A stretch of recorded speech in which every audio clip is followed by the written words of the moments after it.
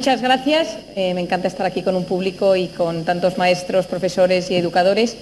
La sesión que os voy a dar hoy trata sobre el cerebro, trata sobre las emociones, trata sobre la felicidad y vamos a ir haciendo un recorrido. Primero de todo, a mí me gusta para que entendáis por qué me dedico a lo que me dedico. Soy psiquiatra. Me parece una profesión maravillosa porque siempre he dicho que tengo la mejor profesión que existe porque vendemos felicidad. A la gente angustiada, triste, preocupada, que no tiene sentido su vida, ayudamos a que recuperen la ilusión. Y siempre pienso que es necesario que existan buenos psiquiatras y buenos psicólogos para ayudar a las personas. Yo estudié medicina en la Universidad de Navarra. Cuando terminé la carrera, una amiga de la carrera me planteó irme con ella a Camboya a sacar niñas y niños pequeños del uno de los basureros más grandes del mundo, el basurero de Phnom Penh, en Camboya. A mí siempre me ha encantado la solidaridad, el voluntariado, ayudar. Me pareció una idea muy buena, pero me preparé para el MIR y me examiné del MIR y a las semanas me fui al Ministerio de Sanidad a elegir mi plaza. Yo quería hacer psiquiatría en Madrid. Cuando estaba sentada a pocos números de mi plaza, de tocar a mi número, dije, ¿y si me fuera a Camboya? Tenía algo ahí dentro que me llamaba y que consideraba que o lo hacía en ese momento o luego las oportunidades pasan. Me levanté justo antes de que tocara mi número y me marché. Me llamaron mis padres para preguntarme qué plaza había elegido, me había tocado, y les dije, me voy a Camboya. Mi padre, que es psiquiatra, pensó que se me había ido la cabeza y me dijo, por favor, entra corriendo y di, yo te hago un informe de que has tenido un desliz mental y vuelve a elegir la plaza porque pierdes la plaza y te tienes que volver a examinar. Pero yo ya lo sentía, salí de allí y dije, bueno, yo llevo muchos años en el mundo de la mente, de las emociones, haciendo prácticas en la carrera, pero nunca había tratado asiáticos. He tratado a mucha gente latinoamericana, muchos europeos, y entonces dije, ¿cómo se empieza? Me fui a Serrano, en Madrid hay una librería en Serrano 41 que venden libros de viaje, y me puse a comprar todo lo que existiera sobre los asiáticos, sobre la psicología de los asiáticos, sobre Camboya, la historia de Camboya, no sé si la conocéis, los Jemeres Rojos, dramático, y cuando estaba allí encontré un libro que se llamaba El silencio de la inocencia. Y detrás, la biografía de la autora, se llama Somal Imam, Premio Príncipe de Asturias en el año 98, y era una mujer que en lo poco que pude leer en la librería, pues había sido vendida a la prostitución, había estado 20 años de prostituta y se había enamorado de un cliente, un cooperante francés, y se había ido a vivir con él y habían tenido 3 hijos. Y se dedicaba al mundo de la prevención del tráfico sexual, del tráfico de personas, una mujer que luchaba por todo el mundo, había ido a las Naciones Unidas, había estado nominada al Premio Nobel. Y entonces me compré el libro. La primera página del libro ponía a la reina Sofía, mi amiga y madre, persona de mi gran confianza, una dedicatoria espectacular y me sorprendió. Y entonces me leí en 3 días el libro y es terrible. O sea, no lo recomiendo, pero es un libro excesivamente duro. Es un libro que habla de su vida como prostituta y cómo ella monta centros por todo el sudeste asiático, cómo se va a diferentes países del mundo a hablar de este tema. Pero mientras yo leía su libro, yo dije, yo quiero conocer a esta mujer. A mí me gustaría conocerla. O sea, esta mujer no ha superado las heridas de su infancia, en la etapa que era prostituta. Yo lo percibía en el libro, yo no sé casi nada, pero justo de eso sé un poco. Y entonces busqué en internet la fundación, busqué en internet de dónde trabajaba, le mandé un correo, no me contestó, pero yo me marchaba, yo ya había sacado los vuelos y dije, la quiero conocer.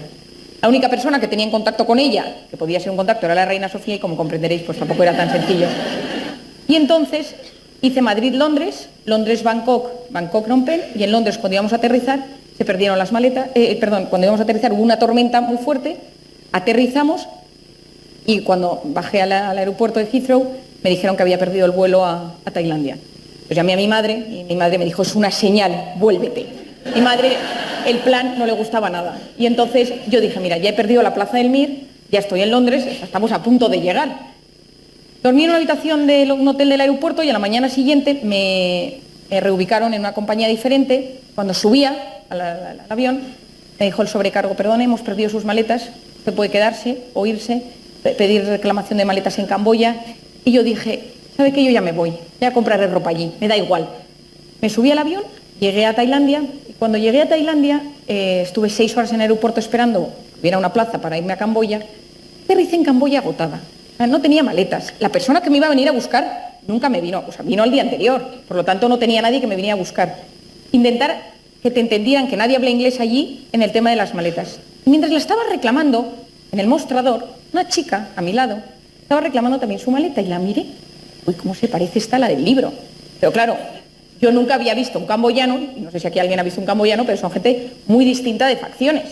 Entonces, por si acaso, saqué el libro y lo puse en el mostrador y me dijo, "You have my book". Usted tiene mi libro. Yo casi me muero.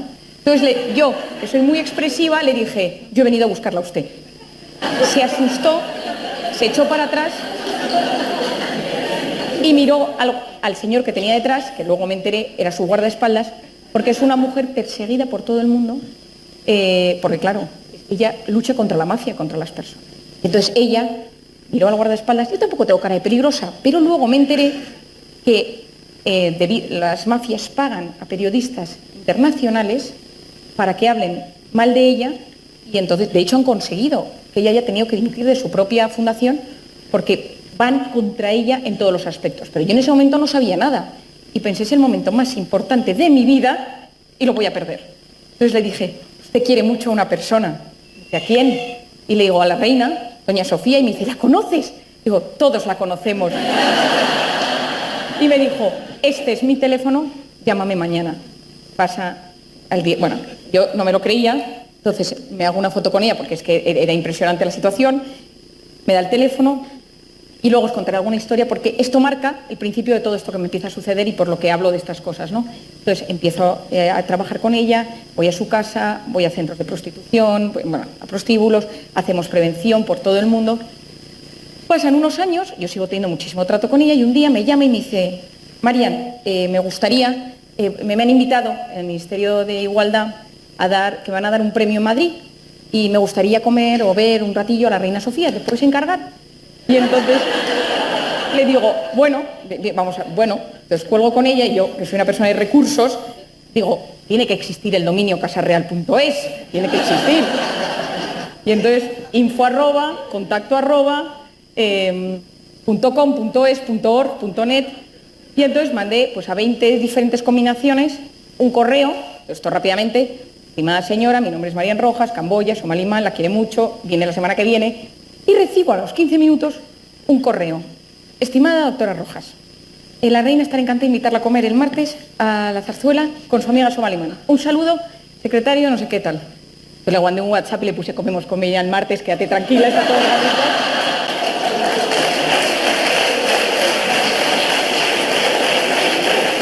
Cuando ella llega a España, claro, yo me vine arriba porque dije, qué alegría, ¿no? A todo el mundo, pues es una cosa, y encima la reina Sofía, yo creo que todo el mundo de cierta manera le tiene cariño, y entonces llega y no podía respirar. O sea, yo la veía como que respiraba raro, y claro, yo soy psiquiatra y dije, esto es una crisis de ansiedad. Dije, a ver, has pasado mal, yo a lo mío, ¿no? Y entonces le di un Orfidal, vi que no mejoraba, quizá de pulmones, ¿no? La segunda cosa, ¿no? Y entonces me la llevé al hospital donde yo trabajaba, que era un hospital enorme de estos de Madrid, donde yo estaba haciendo mi último año de residencia de psiquiatría. Pero claro, yo en el hospital no había contado nada de Camboya, o sea, yo sí iba, trabajaba muchísimo, pero yo no había contado toda esta historia. Y me la llevé a urgencias, que yo conocía al médico de guardia, y salió que tenía una saturación de 80 y tantos y que se tenía que quedar ingresada 15 días con oxígeno. No, la reina, plan de la reina.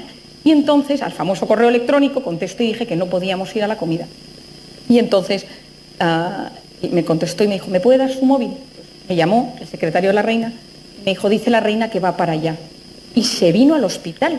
Claro, tuve que avisar al director médico, al gerente del tal, no sé qué, pues se montó una en el hospital que no os puedo contar. Entonces estuvimos mucho rato, 1 hora y media, 2 horas, la reina Somal y yo en la habitación, y me impactó cómo la reina iba preguntando otras cosas, pues de niñas, cuando la reina hace visitas privadas a Camboya, las conoce por su nombre y apellido.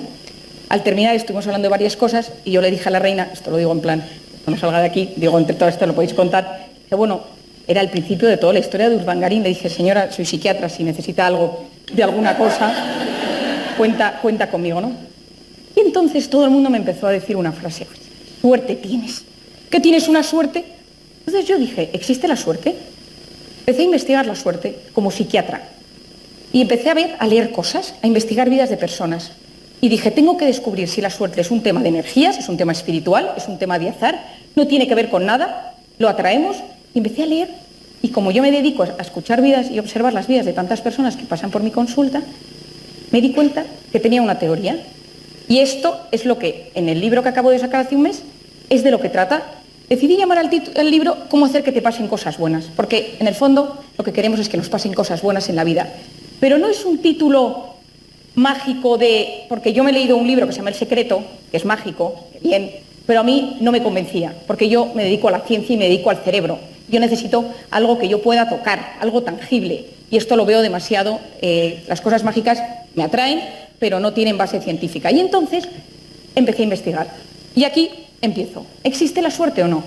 Decía Séneca, la suerte es donde confluyen preparación y oportunidad. Es decir, preparación, me formo, aprendo, sé de las cosas, y la gente que está formada es capaz de percibir de forma mucho más clara las oportunidades. Cuando yo sé de las cosas, yo veo las cosas con mucha más claridad. Y ahora os voy a explicar un poco cómo funciona esto en el cerebro. Cada uno tenemos los telómeros, tenemos los cromosomas, que están en los núcleos de nuestras células, y las puntas negras que observáis es lo que se denomina los telómeros. Cuando yo estudié medicina, sé que hay algún profesor de biología y tal, pues una de las cosas que a mí me enseñaron es que tú naces con unos genes y mueres con esos genes, y que tú no puedes modificar esos genes. En el año 2009, la doctora Elizabeth Blackburn descubre, y le dan el premio Nobel de Medicina por ello, que los telómeros, los capuchones de los cromosomas, son un medidor de salud en el cuerpo. Es decir, a medida que nos vamos haciendo mayores, los telómeros se van haciendo más pequeñitos, y cuanto más pequeños son los telómeros, más probabilidad tengo de enfermar cáncer, enfermedades cardiovasculares, enfermedades neurológicas. Es decir, los telómeros son como el reloj biológico. Si yo me hago una prueba, una analítica, yo puedo decir, yo tengo 35 años y mis telómeros me dicen que tengo 42, pues llevo una mala vida. ¿Qué descubre Elizabeth Blackburn? Que los telómeros se recortan, pero que hay una enzima que repara el telómero, que se llama telomerasa. Y empieza a investigar esa telomerasa y observa que podemos generar más telomerasa y recomponer el telómero. ¿Por qué os explico esto? Mis niñas camboyanas violadas de 15 años tenían telómeros de personas de 80. Es decir, la forma en que nosotros nos enfrentamos a la vida tiene mucho que ver con nuestros telómeros. Y ahora mismo yo estoy haciendo en la consulta donde yo trabajo, en el Instituto Español de Investigaciones Psiquiátricas, un estudio en el cual yo mido los telómeros de la gente que viene a verme a los 6 meses de terapia y al año. ¿Cuál es mi hipótesis?